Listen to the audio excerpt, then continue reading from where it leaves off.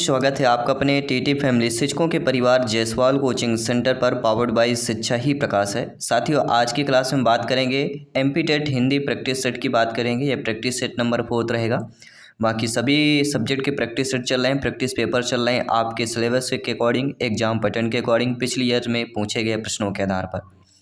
इसमें हम लास्टेस्ट 30 क्वेश्चन करेंगे, जिसमें आपके गद्यांश पद्यांश से रिलेटेड जो ग्रामर पूछे जाते हैं वो क्वेश्चन रहने वाले हैं, और पेडागोजी के न्यू क्वेश्चन होने वाले हैं जो सिलेबस के लिए, जो एग्जाम पैटर्न में या प्रीवियस ईयर में पूछे गए प्रश्नों के आधार पर संभावित प्रश्न हो सकते हैं। तो सभी लोग ध्यानपूर्वक यहाँ पे अच्छे तरीके से तैयार रहना है इन महत्वपूर्ण 30 क्वेश्चन को अटेंड करने के लिए। बाकी सभी प्रैक्टिस सेट चल रहे हैं, जिसका आई बटन पे प्लेलिस्ट भी आपको दे दिया गया है। सभी क्लासेज, सभी प्रैक्टिस जो सेट जो है आपके फ्री ऑफ कॉस्ट है, क्योंकि ये राष्ट्र हित में टीटी फैमिली है, शिक्षकों का परिवार, आवर टीचर्स फैमिली। ये आपके 2022 एमपी टेट में पूछा गया प्रश्न था कि निम्न में से गद्य शिक्षण की प्रभावशाली शिक्षणीय प्रविधि कौन सी होती है? स्पष्टीकरण, अप्रत्यक्ष, वैमनस्य या संयोजकता विधि की बात करेंगे। सभी कमेंट कीजिएगा मेरे ब्रदर सिस्टर एंड टीचर्स जिनका सपना है एमपी टेट एग्जाम को फतेह करना। तो इनमें से गद्य शिक्षण की प्रभावशाली शिक्षण प्रविधि अगर पूछी जाती है तो उसमें सबसे पहला होता है स्पष्टीकरण विधि। फर्स्ट ऑप्शन इधर राइट आंसर हो जाएगा। इसके बाद आइए बात करेंगे दूसरे प्रश्न की। दूसरा प्रश्न है, भाषा की कक्षा में कौन से शिक्षण युक्त सबसे कम प्रभावी होती, यानी सबसे कम जो प्रभावी होगी वह आपको बताना है। तो आप सभी लोग जानते समझते हैं, ज्ञानी सर्वव्याख्याता लोग हैं, कि भाषा की कक्षा में जो शिक्षण सबसे युक्ति सबसे कम प्रभावी होगी वह कौन सी होगी? उचित गति एवं प्रवाह के साथ बढ़ने पर बल देना, शुद्ध उच्चारण पर अत्यधिक बल देना, बच्चों की रुचि के अनुसार परिचित विषय या प्रसंग पर चर्चा करना, या दूसरों की हस्तलिखित सामग्री पर आदि पढ़वाना। देखिए, भाषा की कक्षा में शिक्षण युक्त की बात करें तो उचित गति प्रवाह के साथ पढ़ने पर बल देना ये जरूरी है, शुद्ध उच्चारण पर अत्यधिक बल देना ये भी जरूरी है, बच्चों की रुचि के अनुसार परिचित विषय का प्रसंग पर चर्चा ये भी जरूरी है, दूसरों की हस्तलिखित सामग्री पर पत्र अधिक पढ़वाना तो ये थोड़ा सा नहीं होगा, क्योंकि दूसरों के हस्तलिखित है, इसलिए ये आपके भाषा की कक्षा में शिक्षण युक्त कम प्रभावी होगी। इससे ज़्यादा प्रभावी आपके जो ऑप्शंस दिए गए वो हो जाएंगे। अगला प्रश्न है कि उच्च प्राथमिक स्तर पर कहानी रचना के उपयोग सामग्री नहीं होगी। नेगेटिव नकारात्मक प्रश्न है, सभी कमेंट कीजिएगा जिनका सपना है एग्जाम को फतेह करना। क्या वह श्यामपट्ट, फ्लैश कार्ड, चित्र कथाएं या विषय वस्तु होगा? तो आप सभी लोग जानते समझते हैं कि उच्च प्राथमिक स्तर की अगर बात करें उस पर कहानी रचना का उपयोगी जो सामग्री होती है वह श्यामपट्ट होता है, फ्लैश कार्ड होता है, चित्रकथाएं होती हैं। लेकिन प्राथमिक स्तर में आपका विषय वस्तु इतना इंपॉर्टेंट नहीं होता। उच्च प्राथमिक स्तर पर कहानी रचना, क्योंकि कहानी रचना है तो कहानी रचना के लिए क्या होगा? श्यामपट्ट, फ्लैश कार्ड और चित्रकथाएं।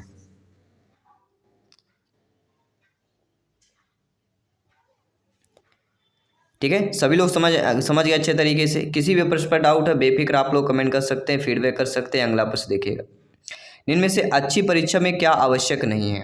विभेदीकरण, विश्वसनीयता, वस्तुनिष्ठता या अविश्वसनीयता की बात होती है।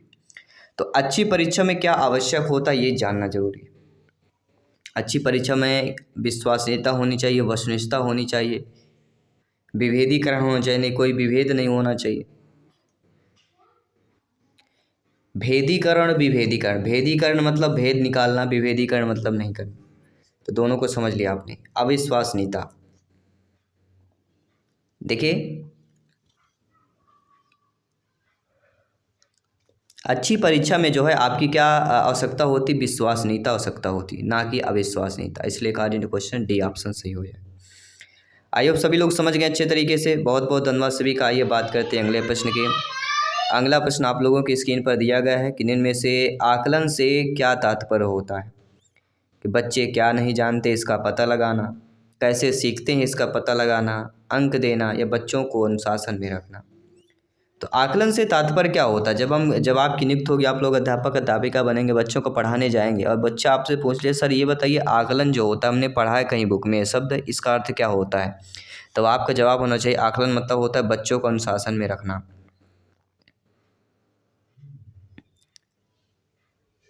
ठीक है, D option he the right answer होगा। सभी लोग समझ गए अच्छे तरीके से। आइए बात करेंगे अगले प्रश्न की। ये भी आपके 1 नंबर पक्का करने वाला प्रश्न है। इस टॉपिक से प्रश्न पूछा ही जाता है। उपचारात्मक शिक्षण ऐसा टॉपिक है जो हिंदी पेडागोजी में पूछा जाता है।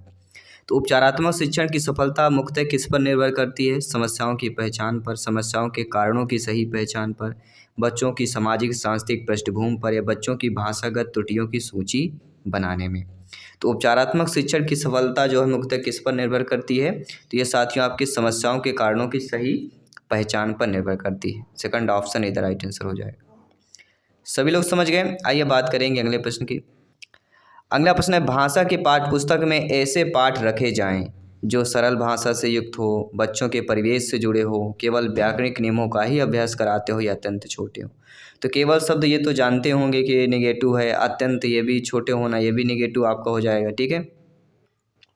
तो भाषा की पाठ्य पुस्तक ऐसे पाठ रखे जाएं जो सभी बच्चे पढ़ सके, अर्थात सरल भाषा से युक्त होनी चाहिए। First option the right answer हो जाएगा। तो हिंदी इतना टफ नहीं आता जितना आप लोग समझ लेते हैं, ठीक है, केवल अभ्यास की ज़रूरत होती है। अगला प्रश्न है, अत्यंत का संधि विच्छेद बताना है सभी को। अतिधन अंत, अतिधन अंत, अतधन अंत या अतिधन अनंत की बात करते हैं। सभी कमेंट कीजिए। जी हाँ, मेरे सभी मित्रों को जय हिंद, वंदे मातरम। साथियों, आपका एक एक कमेंट फीडबैक सर्वोपरि है, सम्मान है। जयसवाल सर आप सभी का अभिनंदन, स्वागत करते हैं। तो साथियों, अत्यंत का संधि विच्छेद क्या होता है? अतिधन अंत होता है। फर्स्ट ऑप्शन इधर राइट आंसर हो जाएगा। संधि नाम अगर जिनको भी पता हो वो भी बता सकते हैं। अगला प्रश्न है, परिवेश में प्रयुक्त उपसर्ग बताना है। प्रा, परा, परि, प्रति। और ये 4 ऐसे शब्द हैं, इनमें से उपसर्ग अगर पूछा जाएगा तो ये 4 ऐसे आपके ऑप्शंस है जो एक आना ही आना है, किसी एक से एग्जाम्पल से आएगा। तो परिवेश है इसलिए परा उपसर्ग हो जाएगा, ठीक है। अब कुछ लोग परा नहीं होगा, सॉरी परी होगा, ठीक है, परी उपसर्ग होगा, परा नहीं होगा, यहाँ पे परी करना है। तो कई चीज़ें हैं थोड़ा मिसअंडरस्टैंडिंग हो जाती है, उनको सुधार करना है, यही चीज़ें तो सुधार करनी है। अगला प्रश्न है, अनुप्रास अलंकार का कौन सा उदाहरण है? सभी लोग बताइए। उसका प्रेमी बनूं, करने मानव का परितान, जो हो मानव के ही समान, जग जीवन में जो चिर महान। तो यहाँ पे अनुप्रास अलंकार की बात रही। तो अनुप्रास अलंकार की क्या पहचान होती है? करने मानव का परित्राण, मानव किसकी बात करेंगे? मानव के परित्राण की बात की जा रही। अगला प्रश्न है कि हित का विपरीतार्थक शब्द क्या होता है? हित मतलब करना है, कोई अच्छा कार्य करना किसी का। हम लोग क्या कर रहे हैं? इस फैमिली के माध्यम से आप सभी का हित हो रहा है, और नहीं रखे हो रहा। तो इसका विपरीत बताइए। अगर कोई जो इसका विपरीत करता हो तो उसे क्या बोलेंगे? परोपकार, उपकार, अपकार, अहित। तो हित का विलोम होता है अहित, होता है कि नहीं होता? तो विलोम पूछा ही जाएगा। उपसर्ग, प्रत्यय, ये सारे संधि समास ये तो नॉर्मल से प्रश्न है, पूछे ही जाएंगे, बशर्ते आपके गद्यांश पद्यांश से शब्द लिए जाएंगे, उन्हीं से पूछा जाएगा। अगला प्रश्न है, बोलना कौशल में महत्वपूर्ण क्या होता है? जब बोलना कौशल होता है, सुनना, बोलना, पढ़ना, लिखना, बोलना हमारा द्वितीय कौशल है 4 कौशलों में से। तो इसका जो बोलना कौशल का महत्वपूर्ण क्या होता है? मधुर वाणी होती है, संदर्भ एवं स्थिति के अनुसार अपनी बात कह सकना, स्पष्ट एवं शुद्ध उच्चारण हो गया, अलंकारिक भाषा प्रयोग हो गए। तो बोलना कौशल, सुनना, बोलना, पढ़ना, लिखना में बोलना कौशल जो महत्वपूर्ण होता है, संदर्भ एवं स्थिति के अनुसार अपनी बात कहना। सभी लोग समझ गए। आइए बात करेंगे आपके अगले प्रश्न की। बहुत अच्छा प्रश्न आप पे दिया गया है कि एक समावेशी कक्षा में कौन सा कथन जो है भाषा शिक्षण के सिद्धांतों के प्रतिकूल होता है? कक्षा कैसी आपकी? एक समावेशी कक्षा है। समावेशी कक्षा के टॉपिक से एक प्रश्न आना है, कभी कभी 2 प्रश्न भी आ जाते हैं, तो इस पर आप सभी को ध्यान देना, माइंड की मेमोरी में सेव कर लेना है। समावेशी शब्द, समावेशी कक्षा में जो कथन भाषा शिक्षण के सिद्धांतों के प्रतिकूल हो, कि व्याकरण के नियम सिखाने से बच्चों का भाषा विकास शीघ्रता से होगा, बच्चे परिवेश से प्राप्त भाषा को ग्रहण करते हुए भाषा प्रयोग के नियम बना सकते हैं, या कह सकते हैं भाषा परिवेश में रहकर अर्जित की जाती है, प्रिंट समृद्ध माहौल भाषा सीखने में सहायक होता है। तो एक समावेशी कक्षा के आधार पर देखें जो भाषा शिक्षण के सिद्धांतों के प्रतिकूल हो, को व्याकरण के नियम सिखाने में बच्चों का भाषा विकास शीघ्रता से होगा। फर्स्ट ऑप्शन इधर राइट आंसर हो जाएगा। और आपके अकॉर्डिंग क्या है सही है? आप लोग भी ये बता सकते हैं, फीडबैक कर सकते हैं। आइए बात करते हैं आपके अगले प्रश्न की। दोस्तों, कहानी सुनाने से क्या होता है? अक्सर आप देखते होंगे कक्षा में भी, कहीं भी, आपके फैमिली में भी जो होंगे तो कहानी सुनाते हैं। कहानी सुनाने से क्या होता है? बच्चों की कल्पना शक्ति, चिंतन शक्ति का विकास होता है। बच्चे प्रसन्न होते हैं।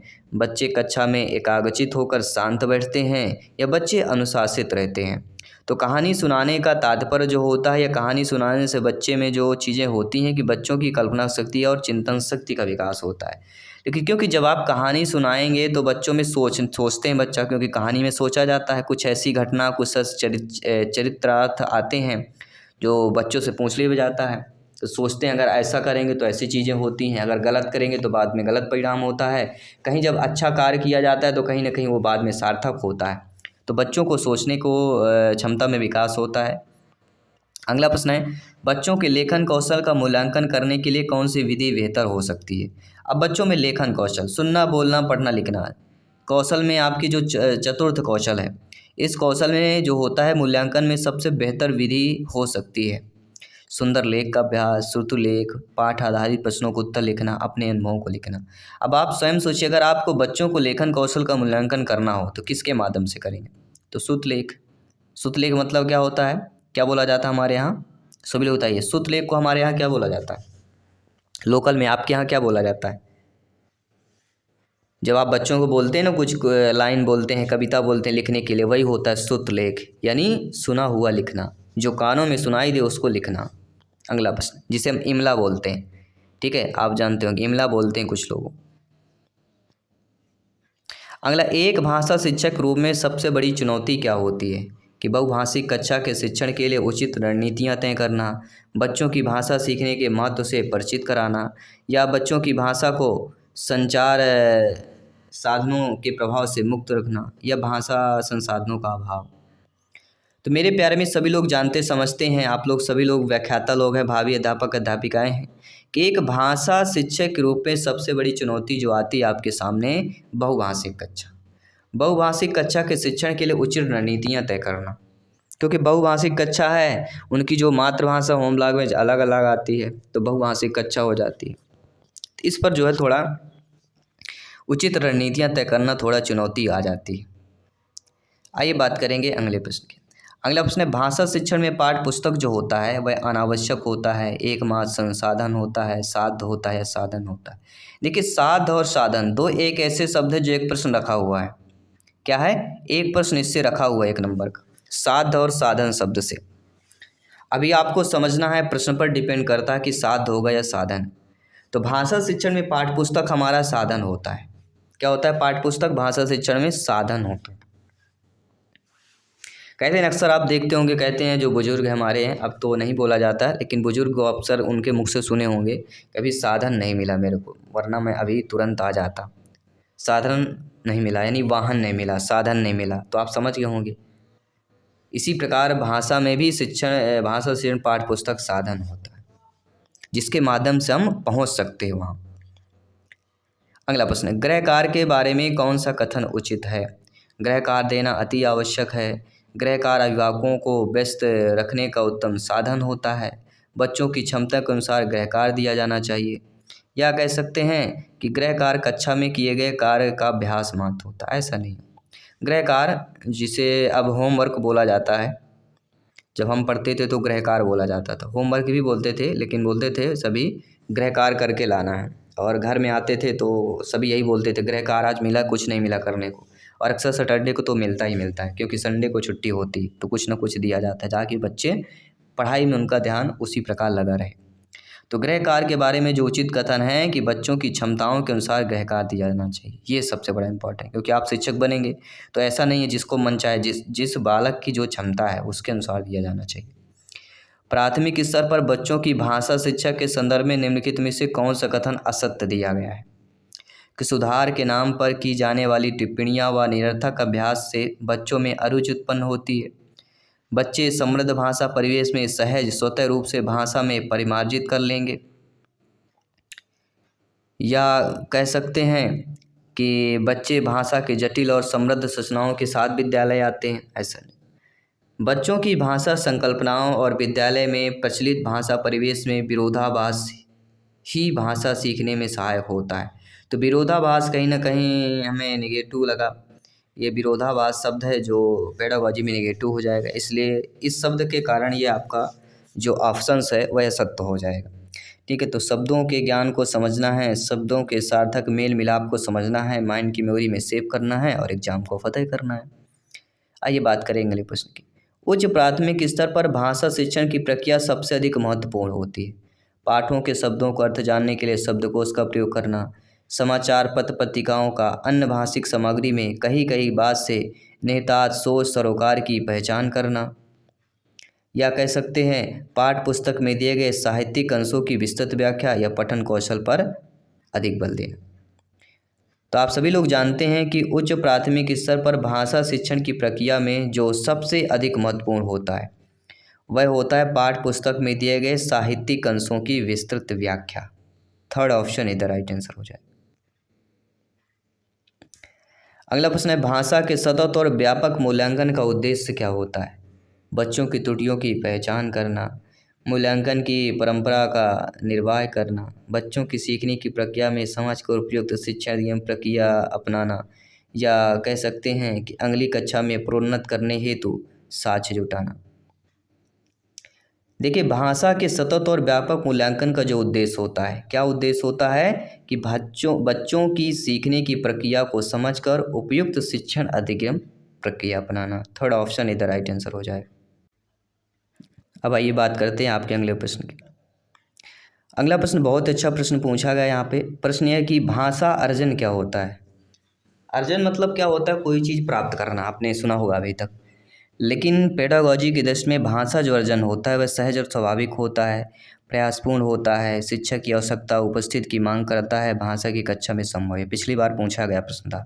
तो भाषा अर्जन क्या होता है, सहज और स्वाभाविक होता है। ठीक है, ये 2022 के एग्जाम में आपका जो हुआ था उसमें पूछा गया प्रश्न था।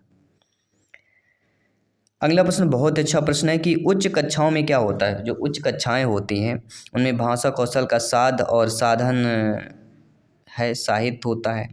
भाषा की पाठ्य पुस्तक अत्यंत महत्वपूर्ण होती है। साहित्य साध्य है और भाषा कौशल साधन है। या कह सकते हैं केवल छंद अलंकारों को समझने का प्रयास करना ही भाषा शिक्षण का उद्देश्य है। देखिए, जो उच्च कक्षाएं होती हैं ना उनमें साहित्य जो होता है वह साध्य होता है और भाषा कौशल क्या है, साधन है। ठीक है, भाषा कौशल पाठ्य पुस्तक ये क्या होते हैं, साधन होते हैं, लेकिन जो साहित्य है वह केवल साध्य होता है। तो साधन और साध्य के बारे में आपने समझ लिया। अब बात करते हैं अगले प्रश्न की। भाषा के संदर्भ में निदानात्मक परीक्षण का उद्देश्य क्या होता है। बच्चों को विभिन्न श्रेणियों में विभक्त करना, बच्चों की भाषा प्रयोग संबंधी कठिनाइयों के संभावित कारणों की पहचान करना, बच्चों हेतु भाषा प्रयोग के अवसर जुटाना। तो अवसर कहीं भी देखें पेडागॉजी में पॉजिटिव होता है, इसलिए ठीक है ये भी हमें समझना है। तो बच्चों को अगली कक्षा में प्रोन्नत करना। तो भाषा के संदर्भ में निदानात्मक परीक्षण का उद्देश्य पूछा जा रहा है। तो बच्चों की भाषा प्रयोग संबंधी कठिनाइयों के संभावित कारणों की पहचान करना, इसलिए निदानात्मक होगा। लेकिन बच्चों हित भाषा प्रयोग के अवसर जुटाना ये निदानात्मक परीक्षण में नहीं होगा। तो जुट अवसर तो शब्द पॉजिटिव है, लेकिन प्रश्न के अकॉर्डिंग आपका सेकंड ऑप्शन सही होगा। ठीक है, अगला प्रश्न देखते हैं। भाषाई कौशल के संबंध में कौन सा कथन सही दिया गया है। भाषा कौशल के संबंध में देखा जाए कि सभी भाषाई कौशल पाठ्य पुस्तक से ही विकसित होते हैं। कोई भी भाषाई कौशल अंतः संबंधित नहीं है। सभी भाषाई कौशल अंतः संबंधित है। ये सभी भाषाई कौशल स्वयं ही विकसित होते हैं। तो आप सभी लोग जानते हैं, ज्ञानी सर्व व्याख्याता लोग है कि भाषाई कौशल के संबंध में जो हमारा कथन सही कि सभी भाषाई कौशल क्या होते हैं, अंतः संबंधित होते हैं। ये लगभग कई शिक्षक भर्ती में आया हुआ प्रश्न है, तो इसलिए ध्यानपूर्वक समझना है। आपके एग्जाम में आ सकता है, रिपीट हो सकता है, संभावित प्रश्न हो सकता है। अगला प्रश्न है चिंतामणि किसकी रचना है। भारतेंदु हरिश्चंद्र की, रामचंद्र शुक्ल की, हजारी प्रसाद द्विवेदी जी की, या रामवृक्ष बेनीपुरी की। तो चिंतामणि किसकी रचना हो जाती, तो चिंतामणि आपकी रामचंद्र शुक्ल जी की रचना हो जाती। अगला प्रश्न जो बहुत अच्छा प्रश्न आप पे पूछा है कि वह स्त्री जिसे हाल ही में बच्चा हुआ उसके लिए सार्थक शब्द क्या होगा। गर्भवती, जननी, माँ या जच्चा, क्या बोला जाएगा। वह स्त्री जिसे हाल ही में बच्चा हुआ। तो आपने एक सुना होगा कि जब महिलाएं अक्सर बात करती हैं तो क्या बात करती हैं कि जच्चा बच्चा दोनों सुरक्षित है। आपने सुना होगा, जच्चा बच्चा सुना होगा। तो बच्चा तो जो हुआ है, लेकिन जच्चा किसको, माँ को बोला जाता है। किस माँ को बोला जाता है? वह माँ जो हाल ही में उससे कोई बच्चा हुआ। तो जच्चा शब्द इज द राइट आंसर हो जाए। और जो जननी का अर्थ होता है जन्म देने वाली, गर्भवती का अर्थ होता है गर्भधारण करने वाली, और माँ का अर्थ होता है माता या अम्मा। और जच्चा के पर्यायवाची क्या हो सकते हैं? प्रसूता, सूतिका, जचा, प्रसूतिका, सूता, ये होते जच्चा के पर्यायवाची। और भी ये शब्द आ सकते हैं, प्रसूता दे सकता है, सूत का, जचा, प्रसूतिका, सूता, ये सब भी आपके आ सकते हैं। क्योंकि जच्चा बच्चा हमने सुना है ये थोड़ा, ठीक है, तो ये चीज़ें थोड़ा माइंड आ गई, याद आ गया हमें। तो किस कवि को भारतीय आत्मा कहा जाता है? माखनलाल चतुर्वेदी, प्रसाद, दिनकर, मैथिली शरण गुप्त। तो जिस कवि को भारतीय आत्मा कहा जाता है वह हमारी मैथिली शरण गुप्त जी है। मैथिली शरण गुप्त को क्या कहता है? भारतीय आत्मा के नाम से जाना जाता है। अगला प्रश्न है, अंबिका शब्द का सही पर्यायवाची समूह बताना है। तो अंबिका शब्द का सही पर्यायवाची होता है जननी, माई, धात्री, अम्बा, माँ, माता। बी ऑप्शन हो जाएगा सही। ठीक है, सभी लोग समझ गए। और अनेक शब्दों में एक शब्द जैसे जान लेते हैं, अक्सर एग्जाम में आता है कि सुख दुख में समान रहने वाले को स्थिर प्रज्ञ बोला जाता है। जिसका मन उदार हो उसे उदार मना बोला जाता है। विमान चलाने वाले को वैमानिक बोलते हैं। दोपहर के बाद का समय अपराह्न होता है। जिसे दया हो दयालु, जिसमें प्रतिभा हो प्रतिभा बोला जाता है। पेट की अग्नि को जठराग्नि बोलते हैं। जो अच्छे कुल में जन्म हो उसके कुलीन बोलते हैं। जिसकी थाह ना हो उसे अथाह बोलते हैं। जैसे पानी बहुत गहरा है, इसमें अथाह पानी है, मतलब जिसका नीचे धरती ना मिले। बिक्री करने वाले को विक्रेता बोला जाता है। तो ये आपके एक शब्द में भी पूछे जाते हैं अक्सर, तो इनको भी आप लोगों को समझ लेना है। और अगला प्रश्न है कि काव्य रचना कुकुरमुत्ता के रचनाकार कौन है? मंगलेश डबराल, जयशंकर प्रसाद, सूर्यकांत त्रिपाठी निराला जी, या गिरजा कुमार माथुर जी। तो काव्य रचना जो है कुकुरमुत्ता, इसके रचनाकार कौन है सभी लोगों को बताना है। और इस हिंदी प्रैक्टिस सेट में 30 में से आप लोगों को कितने स्कोर प्राप्त हुआ है ये भी आप लोगों को कमेंट करके फीडबैक करके बताना है। बाकी सभी सब्जेक्ट की क्लासेस चल रही, सभी लोग ज्वाइन करना है। 11:30 में हमारी ये क्लास होती है। इसके साथ साथ 7 PM में आपकी इवनिंग में क्लास होती है। 2 क्लासेज आपकी हैं। बाकी सभी सब्जेक्ट प्रैक्टिस सेट चल रहे हैं। तो प्रिपरेशन को मजबूत कीजिए, तैयारी पक्की कीजिए, और सिलेक्शन 101% पढ़ रही है। तो धन्यवाद सभी का। जय हिंद, वंदे मातरम।